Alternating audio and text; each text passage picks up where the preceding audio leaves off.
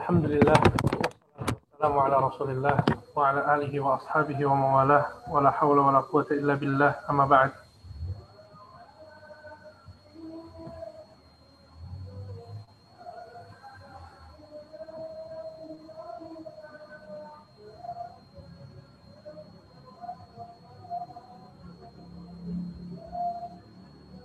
Ikhwani dan akhwati fiddin rahimani wa rahimakumullahu jami'an.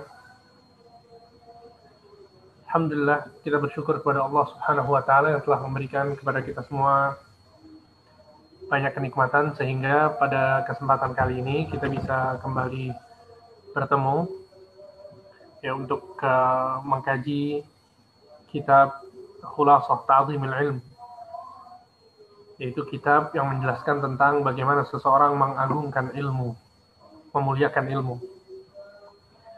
Dan sebagaimana yang sudah kita pelajari bersama bahwa kitab ini ditulis oleh Syekh Shalih Al-Utsaimin hafizahullah ta'ala.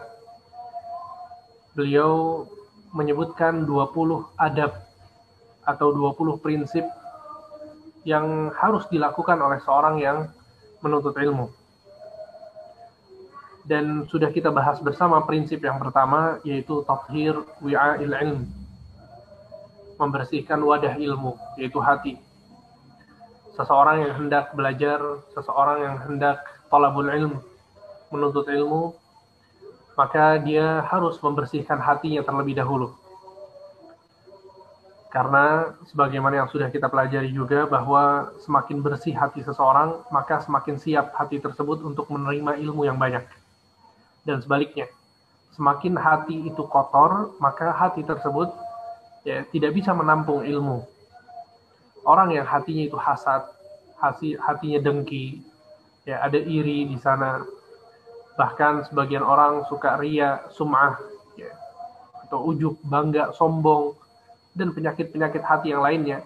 Jika hal-hal ini ada di hati seseorang, maka akan sulit dia untuk mendapatkan ilmu. Sehingga sebelum kita belajar, kita bersihkan dulu hati kita. Itu adalah prinsip yang pertama. Kemudian prinsip yang kedua adalah sebagaimana yang sudah kita pelajari juga, yaitu ikhlasun niyah, yang mengikhlaskan niat untuk Allah Subhanahu wa taala dalam belajar. Kemudian prinsip yang ketiga yang sudah kita pelajari juga, yaitu serius dalam belajar. Sehingga seorang yang belajar, yang talabul ilm, dia harus serius. Nggak boleh setengah-setengah. Sebagaimana yang sudah kita bahas juga bahwa orang-orang dalam urusan dunia mereka, betapa serius, betapa detail mereka dalam mengurusi pekerjaan-pekerjaan dunia mereka. Dan itu yang akan menghasilkan. Maka begitu juga ketika kita berbicara tentang belajar, tentang talabul ilm. Yang akan menghasilkan ilmu, yang akan menghasilkan amal, yang akan menghasilkan pahala, ganjaran dari Allah adalah orang-orang yang serius dalam belajar. Mereka hadir kajian itu bukan cuma sekedar siraman rohani. Duduk, seneng hatinya dengerin si ustaz, tapi tanpa mencatat, tanpa ada perhatian lebih, hanya sekedar hadir saja. Maka yang seperti ini biasanya tidak akan mendapatkan banyak manfaat. Walaupun kita katakan alhamdulillah seorang bisa hadir kajian itu sudah sesuatu yang bagus. Tapi kita bicara sekarang tentang orang-orang yang mau belajar, talibul ilm. Maka dia harus serius. Dia harus punya buku catatan. Kemudian dia harus punya perpustakaan di rumahnya. Harus ada buku-buku yang dia baca. Ini menunjukkan keseriusan seseorang dalam belajar. Kemudian prinsip yang keempat, dan ini adalah pembahasan kita pada kesempatan kali ini. Prinsip yang keempat adalah memprioritaskan atau menjadikan Al-Quran dan Sunnah sebagai prioritas. Ikhwani wa akhwati fiddin rahimani wa rahimakumullahu jami'an. Perlu kita ketahui bersama bahwa agama ini dibangun di atas dua pondasi. yaitu Al-Quran, dan yang kedua adalah As-Sunnah. Dua pondasi ini adalah pondasi yang krusial yang harus ada dalam agama seseorang. Nabi Shallallahu Alaihi Wasallam mengatakan, "Taraktu fikum syai'aini, lan tadillu ba'dahuma ma tamassaktum bihima." Kata Nabi SAW, sesungguhnya aku meninggalkan untuk kalian dua perkara. Kalian tidak akan tersesat kalau kalian berpegang teguh kepada dua perkara ini. Kemudian Rasul mengatakan, kitabullah wa sunnati. Yang pertama adalah kitabullah, Al-Quran, dan yang kedua adalah sunnahku. Dua pondasi ini, ya ikhwan, adalah pondasi kita dalam beragama. Sehingga ketika seseorang itu mau belajar agama, maka ilmu yang sedang dia pelajari itu wajib bersumber dari Al-Quran dan Sunnah. Ya, dan di banyak ayat Allah Subhanahu wa Ta'ala memerintahkan kita untuk mengikuti Al-Quran dan Sunnah. Allah Subhanahu wa Ta'ala berfirman dalam surat An-Nisa, wa ati'ullaha wa ati'ur rasul. Ya, taatlah kalian kepada Allah dan taatlah kalian kepada Rasul. Sehingga ketaatan kepada Allah itu dilakukan dengan mengikuti Al-Quran, dan ketaatan kepada Rasul itu diaplikasikan dengan mengikuti As-Sunnah.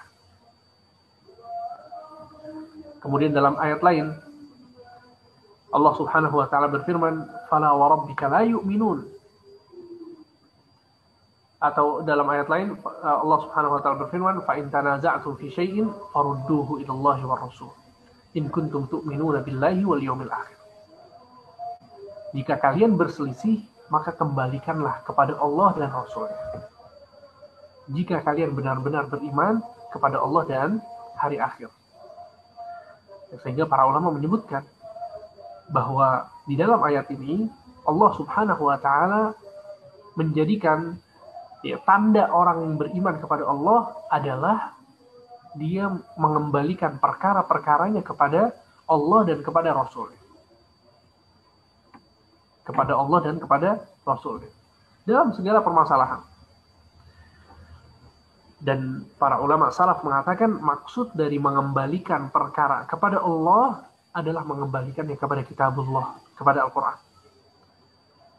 Dan maksud mengembalikan perkara kepada Rasul adalah mendatangi Rasul tatkala beliau masih hidup dan mendatangi sunnahnya ketika Nabi SAW sudah wafat. Dan Nabi SAW sekarang sudah wafat. Maka ketika kita mau mempelajari sesuatu, kita mempelajari Al-Quran dan sunnah-sunnah Rasul SAW. Ya, dan sangat banyak sekali praktek-praktek para sahabat yang diriwayatkan kepada kita, bagaimana mereka sangat gigih dalam mengikuti sunnah Nabi Shallallahu Alaihi Wasallam. Kita lihat ya, ketika para sahabat radhiyallahu anhum wa ardhahum mereka sedang sholat asar. Waktu itu kaum muslimin mereka menghadap ke Baitul Maqdis ketika mereka sholat. Ya, jadi di awal-awal Islam itu kaum muslimin ketika mereka sholat mereka menghadap Baitul Maqdis. Ya. Nabi Shallallahu Alaihi Wasallam ingin sekali untuk menghadap Ka'bah.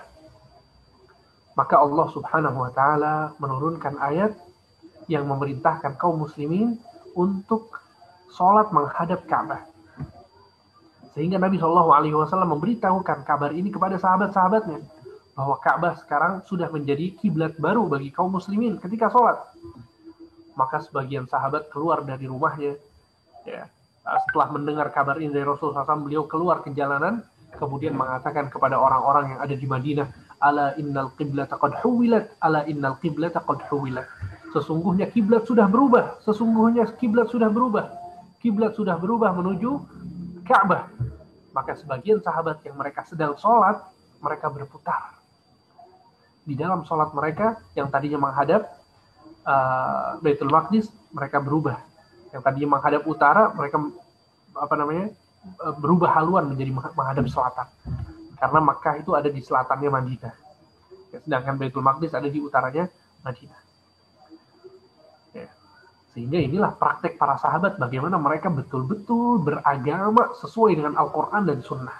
Apa kata Rasul mereka jalankan. Ya. Jadi mereka itu ketika beragama itu betul-betul berdasar. Bukan cuma sekedar ikut-ikutan. Ini yang ingin kita fokuskan dalam kajian kita kali ini. Bahwa kita dalam beribadah itu mengikuti Al-Quran dan Sunnah. Itu adalah fondasi kita, itu adalah dasar kita dalam beragama. Ya. Dan ini yang dilakukan oleh para sahabat radhiyallahu anhum warḍahum. Kemudian dalam kisah lain, tatkala Nabi Shallallahu Alaihi Wasallam sedang sholat menjadi imam, dan sahabat-sahabat Nabi sholat di belakang beliau. Kemudian tiba-tiba Nabi Shallallahu Alaihi Wasallam melepaskan sendalnya. Tatkala Nabi SAW melepaskan sendalnya, tiba-tiba para sahabat yang sholat di belakang Nabi semuanya melepaskan sendal-sendal mereka. Ini menunjukkan bahwa di antara sunnah Nabi SAW adalah menggunakan sendal saat sholat. Ya. Tapi perlu diperhatikan maslahat dan mudaratnya untuk melakukan sunnah ini. Jangan kemudian antum masuk masjid antum pakai sendal. Ya. Itu ada ustadz bilang sunnahnya pakai sendal, jangan ya. Kalau sudah ada karpet maka nggak perlu pakai sendal. Tapi kalau antum sedang di luar misalnya, ya, antum nggak dapat kalau sholat Jumat biasanya masjid itu full sehingga sampai keluar ke jalan-jalan, maka antum pakai sendal nggak masalah. Ya, atau antum misalnya sedang camping misalnya, kemudian antum pakai sepatu, pakai sendal, maka nggak perlu dilepas. Kalau memang suci, ya nggak najis, nggak apa-apa, nggak masalah. Antum pakai sendal, antum sedang dalam keadaan sholat. Al-muhim intinya adalah Nabi SAW melepaskan sendalnya ketika sholat, dan sahabat-sahabat yang di belakangnya melepaskan sendalnya ketika mereka melihat Nabi SAW melepaskan sendalnya. Maka setelah sholat, Nabi SAW mengatakan kepada mereka, kenapa kalian melepaskan sandal-sandal kalian? Maka para sahabat mengatakan, wahai Rasul, kami melihat engkau menanggalkan sandalmu, maka kami tanggalkan juga. Kami lempar sandal kami. Maka Nabi SAW menjelaskan, sesungguhnya Jibril ketika aku sholat datang kepadaku dan memberitahukan kepadaku bahwa di sandalku ada najis. Sehingga aku lepaskan karena ada najis. Ya. Sehingga maksudnya adalah bahwa kita lihat betapa semangatnya para sahabat radhiyallahu anhum wa ardhahum untuk mengikuti Nabi Shallallahu Alaihi Wasallam. Hatta dalam urusan yang kecil, dalam urusan lepas sandal mereka mengikuti Nabi Shallallahu Alaihi Wasallam. Sehingga kita lihat bagaimana semangatnya para sahabat radhiyallahu anhum warḍahum untuk menjadikan Nabi sebagai sumber dalam beragama. Dan ini yang harusnya dilakukan oleh kita semua. Kemudian ada kisah juga yang menarik. Ketika Allah Subhanahu wa taala menurunkan sebuah ayat di dalam surat Al-Baqarah.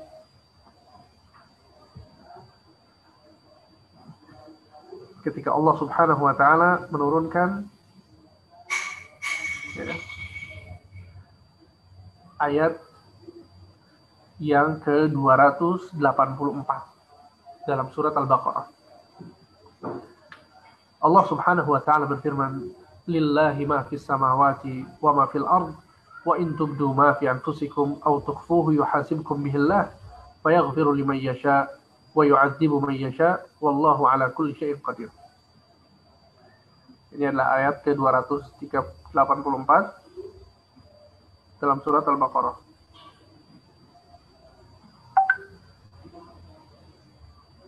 Oke. Yang artinya sesungguhnya milik Allah seluruh yang ada di langit dan seluruh yang ada di bumi. Kemudian kata Allah, untuk perhatikan ayat ini baik-baik. Wa in tubdu ma fi anfusikum aw tukhfuhu yuhasibkum bihillah. Yang nampak dari diri kalian dan tidak nampak seluruhnya akan dihisab oleh Allah. Yang nampak dari diri kalian dan tidak nampak seluruhnya akan dihisab oleh Allah. Apa maksudnya? Maksudnya adalah bahwa kita baru berniat saja di dalam hati itu akan dihisab oleh Allah. Jadi bukan cuma yang kita amalkan saja. Yang baru kita niatkan itu akan dihisab. Allah akan lihat apakah itu keburukan atau kebaikan. Kalau keburukan berhak diazab, ya kalau kebaikan maka mendapatkan pahala. Maksudnya adalah yang dihisab itu bukan cuma yang dilakukan, tapi yang di dalam hati pun itu dihisab. Fayaghfiru liman yasha' wa yu'adzibu man yasha' wallahu 'ala kulli syai'in qadir. Kemudian Allah akan mengampuni orang-orang yang dikehendaki oleh Allah, dan Allah akan mengazab orang-orang yang Allah kehendaki.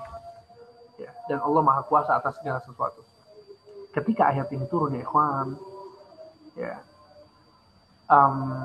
seorang sahabat yaitu Abu Hurairah radhiyallahu anhu mengatakan, ishtadda dzalika ala ashabi Rasulullah SAW.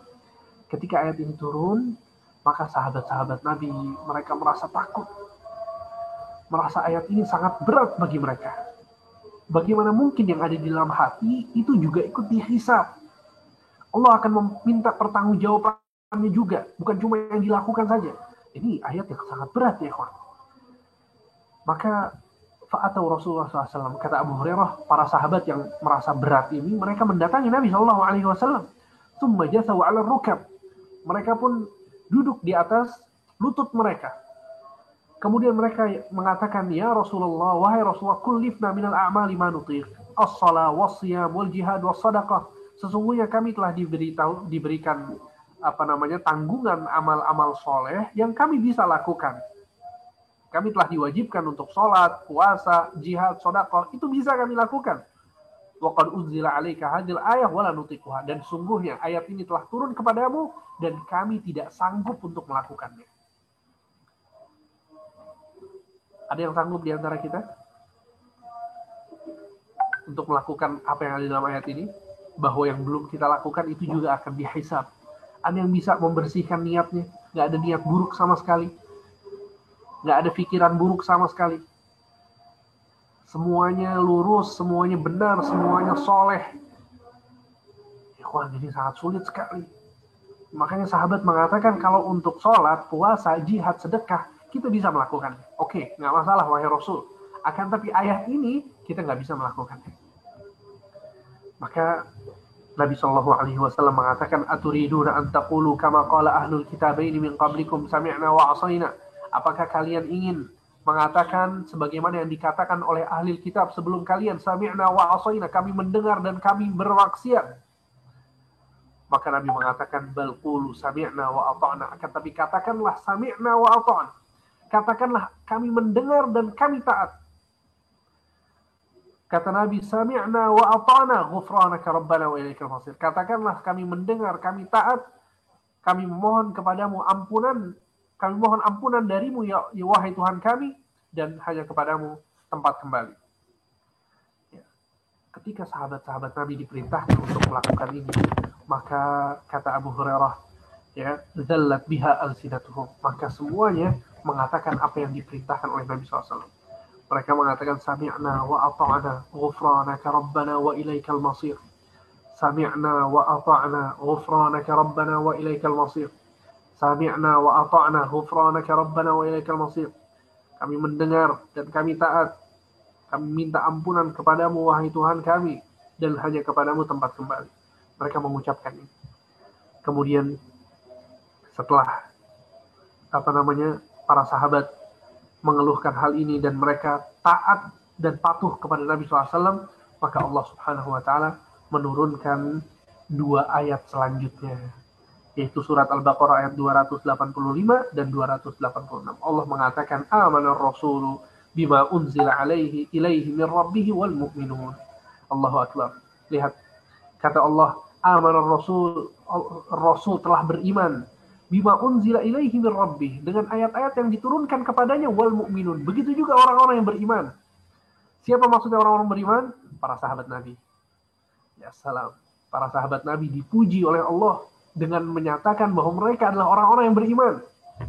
Kata Allah, Rasul dan orang-orang yang beriman ini, para sahabat, mereka telah beriman terhadap apa yang diturunkan oleh Allah kepada Rasulnya. Apa maksudnya ayat yang tadi mereka bilang sulit itu? Mereka beriman terhadap ayat tersebut. Kullun amana billahi wa malaikatihi wa kutubihi wa rusulihi la nufarriqu baina ahadin min rusulihi. Ya, semuanya beriman kepada Allah, kepada malaikat-malaikatnya, kepada kitab-kitabnya, kepada rasul-rasulnya. La nufarriqu baina ahadin min rusulihi, dan kami tidak membeda-bedakan antara satu rasul dengan yang lainnya. Kemudian kata Allah, wa qalu sami'na wa ata'na ghufranaka rabbana wa ilaikal masir. Dan mereka orang-orang yang beriman itu telah mengatakan, kami mendengar dan kami taat, ghufranak, Kami memohon ampunan darimu, wahai Tuhan kami, wa ilaikal masir, dan kepadamu lah tempat kembali. Anda bayangkan, diabadikan oleh Allah momen di mana para sahabat patuh dan tunduk kepada Al-Quran dan Sunnah. Ketika perintahnya adalah seperti ini, ya sudah. Sami'na wa ata'na. Rabbana, ghufranaka Rabbana wa ilaikal masir. Kemudian Allah menjelaskan, la yukallifullahu nafsan illa wus'aha. Allah tidak akan membebani seseorang yang lebih daripada kemampuannya. Laha ma kasabat wa 'alaiha ma iktasabat. Kalau dia melakukan suatu amal kebaikan, maka dia akan mendapatkan pahala. Dan kalau dia melakukan amal keburukan, maka dia akan mendapatkan dosa. Ya. Rabbana la tu'akhidna in nasina au akhtana. Ya wahai Tuhan kami, jangan Engkau mengadab kami jika kami lupa atau salah. Rabbana wala tahmil 'alaina isran kama hamaltahu 'alal ladzina min qablina. Wahai Tuhan kami, jangan Engkau memberikan kepada kami kesulitan-kesulitan sebagaimana Engkau berikan kesulitan-kesulitan tersebut kepada umat-umat sebelum kami.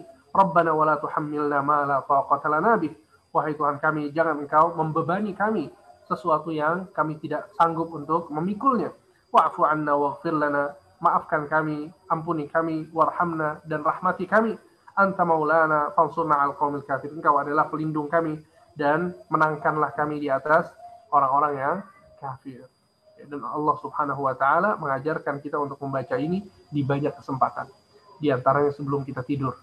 Ya, kita disunahkan untuk membaca amanah Rasul dan la yukallifullahu nafsan illa wus'aha. Sehingga ayat-ayat ini adalah ayat-ayat yang menjelaskan tentang betapa sahabat-sahabat Nabi radhiyallahu anhum wa ardhahum mereka tunduk dan patuh terhadap Al-Qur'an dan Sunnah. Ya. Sehingga ayat yang sebelumnya turun itu terhapus. Ya. Yang tadinya seseorang yang ada di dalam hati, ada dalam pikiran itu dihisab, maka dengan turunnya dua ayat yang terakhir dari surat Al-Baqarah ini menghapuskan hukum tersebut. Ya, sehingga seseorang itu tidak dihisab dari apa yang ada di pikirannya dan ada yang di hatinya. Ya, tapi kalau dia sudah beramal, sudah berucap, baru itu yang akan dihisab oleh Allah Subhanahu wa taala. Intinya adalah bahwa kita lihat bagaimana praktek para sahabat radhiyallahu anhum wa ardhahum dalam taat dan patuh ya kepada Al-Qur'an dan Sunnah. Kenapa? Karena Al-Qur'an dan Sunnah adalah sumber dari agama kita. Ya, seseorang yang mau belajar ilmu syar'i, maka yang harus dia lakukan adalah dia serius atau menjadikan Al-Quran dan Sunnah itu sebagai prioritas yang dipelajari. Ya.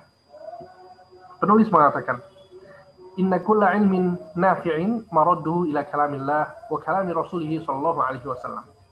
Sesungguhnya seluruh ilmu yang bermanfaat itu ya bermuara kepada kalamullah dan kalam Rasulullah.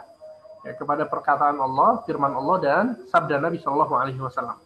Wa baqil ulum imma khadimun lahuma fayu'khadhu minhuma tatahaqqaqu bihi al-khidmah aw ajnabiyyun anhuma fala yadurrul jahlu bihi. Ya kata beliau, adapun ilmu-ilmu yang lainnya, maka hanya ada dua kemungkinan. Kemungkinan yang pertama adalah ilmu itu dibutuhkan sebagai alat bantu untuk memahami Al-Quran dan Sunnah. Ya. Maka perlu dipelajari sesuai kadar kebutuhannya. Ya. Kemudian kemungkinan kedua adalah ilmu itu tidak memiliki hubungan apa-apa dengan Al-Quran dan Sunnah. Sehingga manakala seseorang tidak mengetahuinya, maka tidak masalah. Ya, ini satu hal yang penting untuk kita perhatikan. Jadi ilmu yang berkaitan dengan Al-Quran dan Sunnah ada yang disebutkan dengan ilmu usul, ilmu pokok dari ilmu agama. Ya, sebagian ulama mengatakannya bahwa ilmu tersebut ada 4. Yang pertama ilmu akidah, yang kedua ilmu fikih, yang ketiga ilmu tafsir, dan yang keempat adalah ilmu hadis. Ilmu akidah, ilmu yang berkaitan dengan keyakinan seseorang, hal-hal yang berkaitan dengan hal-hal gaib. Ya, rukun iman kepada Allah, iman kepada hari kiamat, iman kepada malaikat, kitab-kitabnya Rasul, qada dan qadar, hal-hal yang tidak kasat mata, hal-hal yang berkaitan dengan ilmu gaib, ya. Ilmu gaib di sini maksudnya al-ghaibiyat, itu maksudnya bahkan tentang Allah Subhanahu wa taala yang tidak kita lihat. Beda halnya dengan ilmu fikih. Kalau ilmu fikih itu ilmu seperti sholat, puasa, amalan-amalan yang kita lakukan, ya muamalat, thayyib, terus masalah fikih keluarga misalnya dan lain sebagainya, maka ini masuk dalam ilmu fikih. Ya, kemudian ilmu hadis dan tafsir ma'ruf. Ya, hadis menjelaskan tentang hadis tersebut, kedudukan hadisnya sahih atau tidak. Ya, kemudian pemahaman dari hadis tersebut seperti apa. Tafsir pun demikian, membahas tentang ayat-ayat Al-Quran, ya, apa sebab turunnya ayat tersebut, apa maksud dari kata-kata yang ada dalam ayat tersebut, makanya ilmu tafsir. Ya, banyak ulama yang mengatakan bahwa 4 ilmu ini ilmu inti. Ya, ilmu inti dari Al-Quran dan Sunnah. Kemudian ada ilmu-ilmu yang disebut dengan ilmu alah, ilmu sebagai alat untuk memahami 4 ilmu tersebut. Ya, contohnya seperti ilmu bahasa Arab misalnya. Ilmu tentang bahasa Arab, tentang kaidah-kaidah bahasa Arab, tentang nahwu, tentang sorof misalnya. Ya, ada banyak ilmu dalam bahasa Arab, ada ilmu balaghah dan ilmu-ilmu yang lainnya. Nah, ilmu-ilmu ini dia bukan ilmu tujuan, ya, bukan ilmu ghayah, bukan ilmu tujuan. Akan tapi itu adalah ilmu yang dipelajari sebagai alat supaya kita bisa mempelajari Al-Quran dan Sunnah. Ya, sehingga sebagian ulama itu menjelaskan ya bahwa ilmu-ilmu alat seperti ini itu seseorang ada batasannya, gitu ya. Ada batasannya. Dia nggak dianjurkan untuk mendalami terus-menerus, tidak. Akan tapi dia dalami sesuai kebutuhan dia, ya, untuk memahami Al-Quran dan Sunnah. Kalau ilmu Al-Quran dan Sunnah seperti akidah, fikih, hadis, tafsir, ini nggak ada batasannya. Terus kita belajar, terus kita dalami, ya terus kita baca buku-buku tersebut. Beda halnya dengan buku-buku seperti ilmu nahwu misalnya. Nah, di situ ada batasannya. Kita nggak perlu kemudian belajar terus-menerus seperti itu tanpa batas, tidak.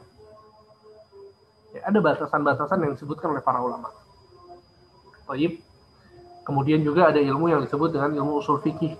Ya, ketika seorang itu mau belajar fikih, maka ada ilmu usul fikih yang mengkaji tentang masalah apa itu dalil-dalil, ya, apa itu pembagian hukum-hukum yang ada dalam Islam dan seterusnya.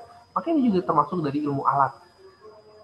Ya, sehingga di sini penulis menjelaskan bahwa ilmu-ilmu yang bermanfaat itu sumbernya Al-Quran dan Sunnah. Adapun yang lain selain dari Al-Quran dan Sunnah ini, maka dia bisa jadi itu adalah ilmu alat. Kalau kemudian nggak ada hubungannya sama Al-Quran dan Sunnah, maka ketika seorang tidak mengetahuinya, dia tidak masalah, gitu ya. Tidak akan memudaratkannya. Baik. Kemudian seorang ulama yang bernama Iyad al-Yahsubi, kata penulis, wa ma ahsana qawla Iyadin al-Yahsubi fi kitabihil ilma', dan betapa bagusnya perkataan dari Iyad al-Yahsubi dalam kitabnya al-Ilma'. Al-ilmu fi aslaini la ya'duhuma illa al-mudillu 'anil tariqil lahibi, ilmu al-kitab wa ilmu al-athar allati qad usnidat an tabi'in an sahibi. Ya, kata beliau, ilmu itu sumbernya hanya 2 dan tidak lebih, kecuali bagi orang yang tersesat dari jalan kebenaran. 2 sumber itu adalah ilmu Al-Quran dan ilmu hadis, yakni yang dinukil oleh para tabi'in dari para sahabat. Yang dinukil dari para tabi'in dari para sahabat. Ya. Sehingga ini adalah hakikat dari ilmu. Kalau kemudian ada ilmu-ilmu yang dipelajari, yang dikatakan bahwa itu adalah ilmu agama, padahal tidak bersumber dari Al-Quran dan Sunnah, maka sesungguhnya ilmu itu adalah ilmu yang tidak bermanfaat. Bahkan di sini, ya, Iyad al-Yahsubi mengatakan itu adalah ilmu untuk orang yang tersesat. Ya. Sehingga ini berbahaya, ya. Karena sebagian orang menamakan ilmu agama padahal itu bukan ilmu agama.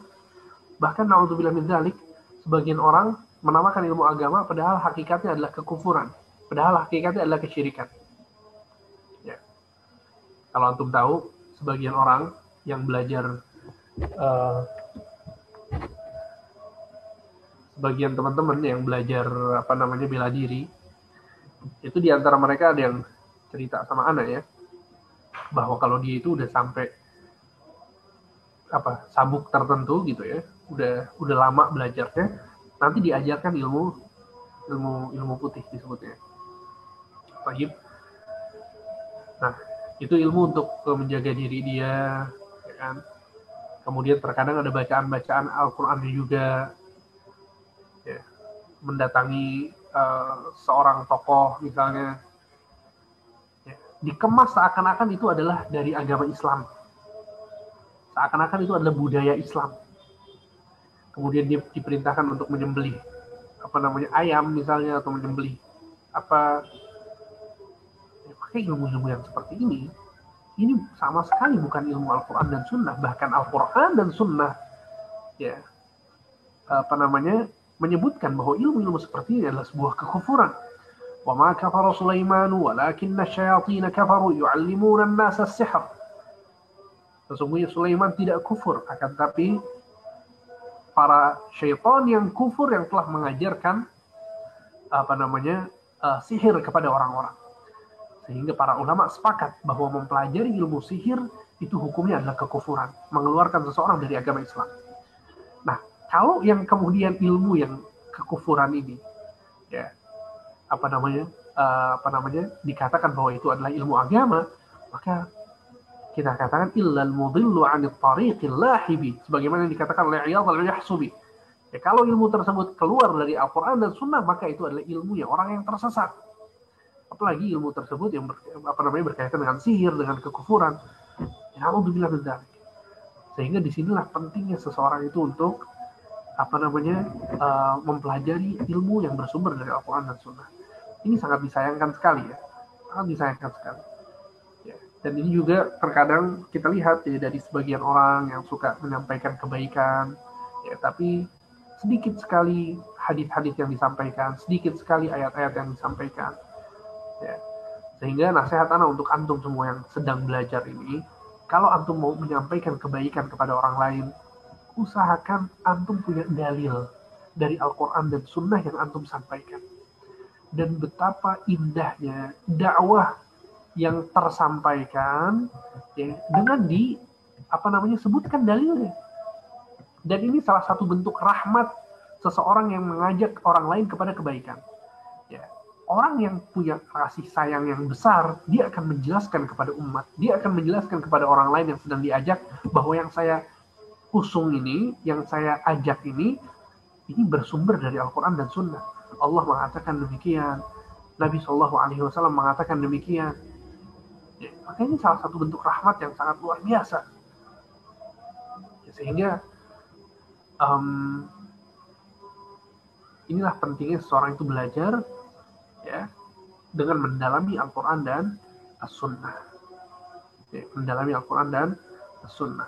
Dan meninggalkan ilmu-ilmu yang tidak ada hubungannya dengan Al-Quran dan Sunnah. Sebagian orang juga menyatakan bahwa di antara ilmu yang harus dipelajari ketika seorang itu belajar ilmu agama adalah ilmu filsafat. Bahkan sebagian universitas itu mereka ada fakultas filsafat. Ya. Padahal itu sama sekali nggak ada hubungannya sama Al-Quran dan Sunnah. Dan nggak ada hubungannya sama sekali dengan masalah keimanan seseorang, ketakwaan seseorang dengan ilmu-ilmu filsafat ini. Apalagi ilmu-ilmu filsafat tersebut yang dipelajari adalah ilmu-ilmu yang bersumber dari Aristoteles, kemudian Socrates kalau dalam bahasa Arab, Socrates, ya, kemudian Aflaton, atau nggak tahu bahasa Indonesianya, Pluto kalau nggak salah ya. Orang-orang yang menyembah bintang, menyembah matahari, tidak menyembah Allah, itu mereka pengusung ilmu-ilmu filsafat. Bagaimana mungkin kita mempelajari Al-Quran dan Sunnah, mempelajari akidah, mempelajari fikih, mempelajari agama, tapi kemudian ilmu pengantarnya adalah ilmu filsafat. Ya, sehingga ini ilmu-ilmu yang ajnabi, yang nggak ada hubungannya dengan Al-Quran dan Sunnah. Maka seseorang dia nggak akan mendapatkan mudarat sama sekali ketika dia nggak mendapatkan ilmu-ilmu seperti itu. Ya, maka Ini al-ma'qidur rabi', ya, prinsip yang keempat dalam belajar, yaitu sarful himmati fihi ila ilmi al-Qur'an wa sunnah, menjadikan ilmu Al-Qur'an dan sunnah sebagai prioritas. Ya, sebagai prioritas. Ini yang prioritas yang kita jadikan sebagai prioritas. Kemudian kata penulis, wa qad kana hadza huwa ilmu salaf, dan ilmu ini tentang Al-Qur'an dan sunnah ini adalah ilmunya para salaf, para ulama terdahulu, alaihim rahmatullah, semoga Allah merahmati mereka. Tsumma kathural kalam ba'dahum fi ma la yanfa. Kemudian setelah mereka, ya, muncullah perkataan-perkataan yang banyak yang tidak bermanfaat. Jadi akhirnya ilmu itu bukan lagi Al-Qur'an dan sunnah, tapi ditambahkan dengan perkataan-perkataan yang banyak yang tidak bermanfaat. Ya, dan betapa indahnya para sahabat radhiyallahu anhum dalam belajar, ya. Mereka langsung mendapatkan ilmu dari sumber ilmu tersebut, itu dari Rasulullah SAW. Sehingga yang mereka lihat, yang mereka saksikan, kehidupan mereka adalah ilmu, karena mereka hidup bersama Nabi SAW. Tapi ketika, ya, Nabi SAW wafat, ya, kemudian jarak waktu antara wafatnya Nabi SAW dengan orang-orang setelahnya itu semakin lama, ya, semakin jauh jaraknya, maka semakin ilmu itu ditambahkan dengan perkataan-perkataan dan penjelasan-penjelasan orang-orang manusia, sehingga ilmu itu menjadi semakin banyak. Ya, sebagaimana disebutkan oleh penulis di sini, tsumma kathurul kalam ba'dahum fi ma la yanfa. Ya, setelah generasi para salaf itu ilmu itu semakin banyak dan kebanyakannya tidak bermanfaat. Fal ilmu fi salafi akthar wal kalamu fi man ba'dahum akthar. Maka ilmu pada generasi salaf itu lebih banyak dan perkataan-perkataan pada generasi yang selanjutnya itu yang lebih banyak. Ya. Jadi hakikat dari ilmu itu sendiri adalah Al-Quran dan As-Sunnah. Kemudian penulis menukilkan dengan mengatakan qala Hammad bin Zaid, ya, seorang ulama yang bernama Hammad bin Zaid mengatakan, qultu li Ayyub as-Sikhtiyani, aku mengatakan kepada Ayyub as-Sikhtiyani, al-ilmu al-yawma akthar aw fi ma taqaddam. Ya, dia bertanya kepada Ayyub as-Sikhtiyani, seorang ulama besar juga ahli hadis, ilmu di hari ini itu lebih banyak atau zaman dahulu lebih banyak? Mana yang lebih banyak ilmu itu, zaman sekarang atau zaman dahulu? Maka kata Ayyub as-Sikhtiyani, al-kalam al-yawma akthar. Perkataan-perkataan hari ini lebih banyak. Wal ilmu fi ma taqaddama akthar. Adapun ilmu maka dahulu lebih banyak. Ya, jadi subhanallah, ini di zamannya Ayyub as-Sikhtiyani, ya, ini mungkin ke abad kedua, sekitar abad kedua Hijriyah. Dari wafatnya Nabi SAW sekitar 150 tahunan atau 200 tahunan. Dia mengatakan bahwa dahulu ilmu lebih banyak, akan tapi hari ini yang lebih banyak itu apa? Perkataan. Omongan orang-orang itu yang lebih banyak. Sama, zaman sekarang juga begitu. Apalagi zaman sekarang. Ya, semakin orang itu pintar ngomong, maka semakin diminati. Ya. Walaupun tanpa dalil, walaupun tanpa Al-Quran, tanpa As-Sunnah, yang penting bicaranya bisa menarik, maka itu yang banyak diminati. Ya, itu fenomena zaman sekarang. Allahu musta'an. Ya, padahal hakikat dari ilmu adalah Al-Quran dan Sunnah. Ya, apa-apa yang berdasar dengan Al-Quran dan Sunnah, maka itu adalah hakikat dari ilmu itu sendiri. Ya, wallahu a'lam. Mungkin hanya itu yang bisa Anda sampaikan. Semoga bermanfaat. Insyaallah akan kita lanjutkan dengan prinsip-prinsip menuntut ilmu yang lain, ya, atau mengagungkan ilmu yang lain pada pekan-pekan yang berikutnya. Wassallallahu ala nabiyina Muhammad wa ala alihi wa sahbihi ajma'in. Halo, syukran jazakumullah khairan Ustaz. Insyaallah kita masuk ke sesi tanya jawab. Untuk pertanyaan pertama, Assalamualaikum warahmatullahi wabarakatuh. Izin mau tanya, Ustadz, apabila ada sebuah hadis yang sedang kita pelajari, namun hadis ini menjadi perdebatan ulama menjadi perdebatan ulama besar tentang kesohihannya. Ada yang menyebutkan hadis ini sahih, ada yang menyebutkan ini dhaif. Baiknya ana melanjutkan mempelajarinya dan menerapkannya atau lebih baik pindah ke hadis yang sudah jelas kesahihannya, Ustaz. Jazakallah khair. Baik. Um, Perkara apa namanya mensahihkan atau mendhaifkan hadis ini adalah perkara ijtihadiyah. Perkara ijtihadiyah yang para ulama itu saling berselisih pendapat, ya, mereka punya argumen masing-masing. Maka ini bukan berarti kemudian hadis tersebut ditinggalkan, tidak. Tetap kita pelajari, kita lihat, ya, kita pelajari. Kalau kemudian, dan ini tergantung sebetulnya ya dari taraf apa namanya keilmuan kita. Kalau kemudian antum adalah orang yang sudah apa namanya mendalami ilmu agama, ya, antum sudah baca ilmu mustalahul hadis.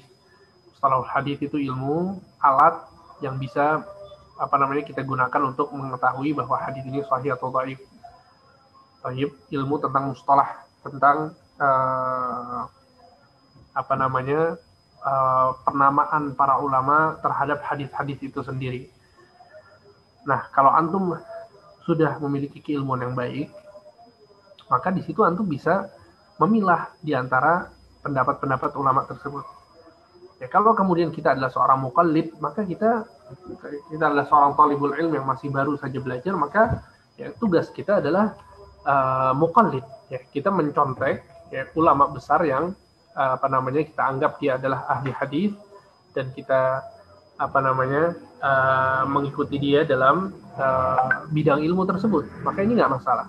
Ya, bukan berarti hal tersebut ditinggalkan, tapi tetap dipelajari. Ya, dia amalkan kalau memang ternyata antum lebih memilih ya, ulama besar dalam ilmu hadis tertentu misalnya yang mensahihkannya. Karena kasih contoh misalnya dalam zaman ini ada seorang muhadits yang bernama Syekh Muhammad Nasiruddin Al-Albani. Syekh Al-Albani. Beliau adalah ahli hadis. Beliau memiliki waktu untuk meneliti hadis, ya, memiliki waktu yang tidak dimiliki oleh ulama-ulama yang lain.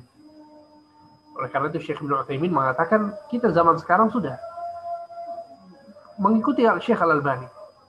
Karena banyak di antara kita yang nggak memiliki waktu sebagaimana yang dimiliki oleh Syekh Al-Albani dalam meneliti hadis. Ya, contoh kalau misalnya kemudian ada perselisihan pendapat antara Syekh Al-Albani dengan Syekh yang lain di zaman ini dalam mensahihkan atau mendhaifkan hadis, kalau kemudian kita apa namanya mencontek dan taklid kepada Syekh Al-Albani, maka insya Allah nggak masalah. Kemudian kita amalkan hadis tersebut berdasarkan hadis tersebut dihukumi sahih oleh Syekh Al-Albani misalnya. Ya, jadi maksud Anda adalah bukan berarti kemudian ditinggalkan, akan tapi tetap dipelajari, ya, dan disikapi dengan baik. Kemudian lanjut ke hadis-hadis berikutnya.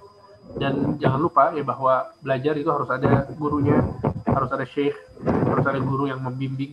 Dan ini insya Allah nanti akan kita jelaskan di prinsip-prinsip berikutnya. Wallahu a'lam. Jazakallah khairan, Ustaz. Untuk pertanyaan kedua, Assalamualaikum Ustaz, izin bertanya, sebagai orang awam, bagaimana menghubungkan antara ilmu alat dan ilmu agama demi kemaslahatan umat manusia, khususnya umat muslim? Terkadang pada ilmu alat banyak yang bersifat teknis dan matematis. Jazakallah khairan.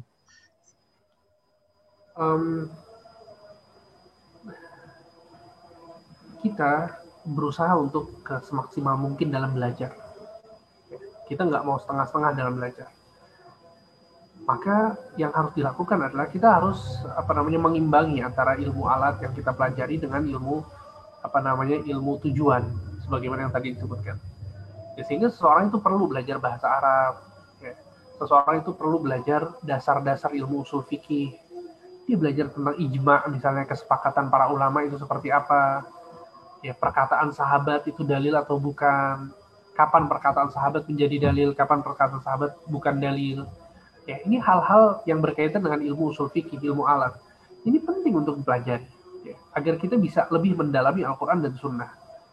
Baik, sehingga maksudnya adalah kalau memang betul-betul seorang itu betul-betul awam dan dia apa namanya ingin belajar, maka ini semua harus ditempuh, gitu ya. walaupun sedikit-sedikit. Karena nggak katakan bahwa kita belajar sekaligus semuanya kita pelajari, tidak. Akan tapi antum belajar ilmu usul fikih sedikit demi sedikit, ya, dari dasarnya, wajib. Kemudian belajar bahasa Arab pun demikian. Bagaimana kita bisa memahami sholat kalau kita nggak bisa bahasa Arab, ya kan? Jadi mungkin belajar bahasa Arab itu dimulai dari bacaan-bacaan sholat, dimulai dari Al-Fatihah, surat-surat pendek yang biasa kita baca sehari-hari. Ya, ilmu alatnya dimulai dari hal-hal yang paling penting. Sehingga maksud Ana tetap, ya, yang mau belajar itu tetap ditempuh semua ilmu yang bisa mendukung dia untuk memahami Al-Quran dan Sunnah. Wallahu a'lam. Syukran Ustaz jawabannya. Kita lanjut ke pertanyaan yang ketiga. Bismillah, Assalamualaikum warahmatullahi wabarakatuh. Semoga Allah memberikan rahmat dan keberkahan kepada Ustadz, tim kajian, dan seluruh kaum muslimin. Allahumma amin. Ustadz izin bertanya, dalam mempelajari ilmu Al-Quran dan As-Sunnah, ilmu apa yang sebaiknya kita prioritaskan dalam mendidik anak-anak usia SD? Apa yang sebaiknya kita kokohkan dalam mendidik mereka? Syukran jazakumullah khairan. Dalam mendidik anak-anak apa? SD. Ya. Usia SD. Tentu ilmu yang paling utama adalah ilmu akidah. Ya, ilmu tentang keyakinan kita tentang Allah, siapa itu Allah, apa yang harus kita lakukan terhadap Allah, apa hak Allah yang harus kita penuhi. Ya, itu adalah satu ilmu yang paling utama untuk dipelajari dan untuk diajari, ilmu akidah. Baik, akan tapi ya anak-anak SD ini mereka butuh juga ya hal-hal yang berkaitan dengan keseharian mereka. Jadi usahakan selain diajarkan ilmu akidah, ya diajarkan juga tentang hal-hal yang berkaitan dengan sifat-sifat wudhu Nabi, misalnya sifat-sifat sholat Nabi, ya, kemudian bacaan-bacaan doa dan zikir harian, wajib. Kemudian juga sholat-sholat sunnah keseharian, ya, diajarkan tentang sholat duha misalnya, tentang sholat malam, caranya seperti apa, ya berikan yang mudah-mudah dulu, wajib. Sehingga maksud Anda adalah ilmu akidah itu pasti, dan banyak hadis yang menjelaskan di sana betapa pentingnya ilmu akidah. Bahkan Nabi Shallallahu Alaihi Wasallam mengajarkan Ibnu Abbas yang umurnya masih 10 tahunan tentang masalah akidah. Kata Nabi, "Idza sa'alta fas'alillah," kalau kamu minta maka mintalah kepada Allah. "Wa idza sta'anta fasta'in billah," kalau kamu minta pertolongan maka mintalah pertolongan kepada Allah. Ini semuanya ilmu akidah. Kemudian Nabi mengajarkan tentang masalah takdir juga dalam hadis yang sama. Sehingga para ulama menyebutkan bahwa hadis ini adalah dalil yang menjelaskan betapa pentingnya pendidikan akidah kepada anak-anak yang masih kecil. Ya, dan ditambah sebagaimana yang tadi Anda sebutkan dengan hal-hal yang mereka butuhkan dalam ibadah keseharian mereka. Wallahu a'lam.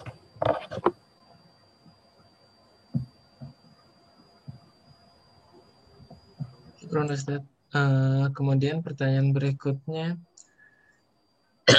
bagaimana kiat agar ilmu yang kita pelajari menjadi berkah? Bagaimana kiat? Agar ilmu yang kita pelajari menjadi berkah. Dengan memperhatikan prinsip-prinsip mengagungkan ilmu yang kita pelajari. Ya, ini adalah kunci agar ilmu kita bisa berkah. Yang pertama, membersihkan hati kita, ya, bukan untuk sombong, bukan untuk bangga-banggaan, bukan untuk riya atau sum'ah. Kemudian kedua, ikhlas lillahi ta'ala. Kemudian yang ketiga, serius dalam belajar. Kemudian yang keempat, yang tadi kita pelajari, ya agar berkah, itu yang jadi prioritas adalah Al-Quran dan Sunnah. Kelima, keenam, ketujuh kita bahas insyaallah pada pekan-pekan yang berikutnya. Barakallahu fikum. Syukran jazakumullah khairan Ustaz. Intinya semoga kita istiqomah di kajian ini Ustaz. Kiat-kiatnya di sini ya. Betul. Inilah yang sedang kita bahas. Baik. Kemudian pertanyaan berikutnya Ustaz, terkait dengan pembahasan ilmu berdasarkan Al-Quran dan As-Sunnah, ada beberapa orang yang menyatakan kalau hanya dengan ilmu Al-Quran dan As-Sunnah itu terlalu kaku, kan ada ilmu qiyas. Itu bagaimana Ustaz? Ya, ilmu qiyas itu kita dapatkan dari Al-Quran dan Sunnah. Ya, dan sebagaimana yang tadi kita sebutkan bahwa ilmu dari Al-Quran dan Sunnah itu bukan berarti cuma membahas masalah ayat dan hadis saja. Tidak, di situ ada ilmu-ilmu alat yang tadi kita sebutkan ya. Ada ilmu-ilmu alat yang membantu untuk memahami Al-Quran dan Sunnah. Nah, di antaranya adalah ilmu usul fikih. Nah, ilmu usul fikih itu di antara pembahasannya adalah pembahasan masalah kias. Ya, dan kias tentu satu metode pendalilan yang sangat penting dan krusial sekali di dalam agama. Oleh karena itu sekarang minuman-minuman keras yang kita lihat di zaman sekarang itu kebanyakannya tidak ada di zaman Nabi SAW. Di zaman Nabi yang ada itu adalah anggur, perasan anggur, ya, perasan kurma yang didiamkan sampai beberapa hari kemudian menjadi khamar. Tapi kalau zaman sekarang semuanya sudah kimia. Karena nggak tahu masih ada nggak perasan anggur sampai sekarang atau perasan kurma yang kemudian orang-orang mabuk minum itu. Wallahu a'lam. Ya, sehingga itu tidaklah diharamkan kecuali dengan dalil qiyas. Seperti narkotik misalnya dan lain sebagainya. Itu semua nggak ada di zaman Nabi. Akan tapi tetap diharamkan karena qiyas. Begitu juga dengan rokok. Ya, orang-orang banyak yang merokok bilang nggak ada dalil dalam Al-Quran dan Sunnah. Ya kan? Tapi kita punya dalil yang namanya qiyas. Disinilah antum pentingnya untuk belajar ilmu alat, usul fikih, belajar qiyas. Supaya antum bisa membantah orang-orang yang suka masih merokok. Ya. Jadi walaupun nggak ada kata-kata rokok dalam Al-Quran dan Sunnah, kata para ulama semuanya sepakat ya, bahwa seluruh yang buruk itu diharamkan. Nah, kaidah-kaidah yang seperti seluruh buruk yang itu diharamkan. Kenapa? Karena ada ayat yang mengatakan wa ahalla wa yuhillu lakum at-thayyibat wa yuharrimu 'alaikumul khaba'ith. Ya. Nabi ini menghalalkan yang baik dan mengharamkan yang buruk. Baik, kemudian menghalalkan yang baik dan mengharamkan yang buruk ini dijadikan kaidah. Ya, kaidah itu kemudian dikaji lagi oleh para ulama, apa saja yang baik, apa saja yang buruk. Ya, sehingga maksudnya adalah memang nggak bisa seorang itu hanya melihat kepada Al-Quran dan Sunnah saja. Makanya di situ ada ilmu-ilmu alat yang kemudian mendukung pemahaman seseorang kepada Al-Quran dan Sunnah. Wallahu a'lam. Jazakumullah khairan, Ustaz. Sepertinya itu tadi pertanyaan terakhir, Ustaz. Mungkin sebelum kajian ditutup, ada beberapa informasi dulu yang insya Allah izin untuk beritahukan. Untuk informasi kajian Nakhla Mengaji, insya Allah 5 kali dalam sepekan ini, yaitu pada hari Sabtu akan dibawakan oleh Ustaz Abdul Aziz Al-Waini dengan pembahasan kitab Tauhid. Kemudian hari Senin pembahasan kitab Khalasah Ta'dimul Ilmi bersama Al-Ustaz Hamdi Al-Bakri Hafizahullah yang tadi barusan kita sudah laksanakan. Kemudian hari Selasa insya Allah ada pembahasan tafsir Juz Amma bersama Al-Ustaz Rizky Baswedan Hafizahullah. Kemudian pada hari Rabu pembahasan fikih nikah oleh Al-Ustaz Mufi Hanif Qalib Hafizahullah. Dan hari Kamis pembahasan kitab Al-Arba'in Al-Nawawiyah bersama Al-Ustaz Fakhri Basyarahil Hafizahullah. Mungkin sekian saja pengumuman dari Ana. Tafadhol Ustaz untuk diberikan nasihat kesimpulan dan penutup. Ya, Ana kira cukup ya, insya Allah apa yang disampaikan tadi bahwa prioritas kita dalam belajar adalah Quran dan Sunnah, dan semoga ini bisa menjadi pegangan kita dalam belajar ya. Dan semoga Allah Subhanahu wa Ta'ala memberikan kepada kita semua keistiqomahan dalam menuntut ilmu. Sallallahu ala nabiyina Muhammad wa ala alihi wa sahbihi ajma'in. Ana tutup dengan doa kafaratul majlis. Subhanakallahumma wa bihamdika asyhadu an la ilaha illa anta astaghfiruka wa atubu ilaik. Wassalamualaikum warahmatullahi wabarakatuh.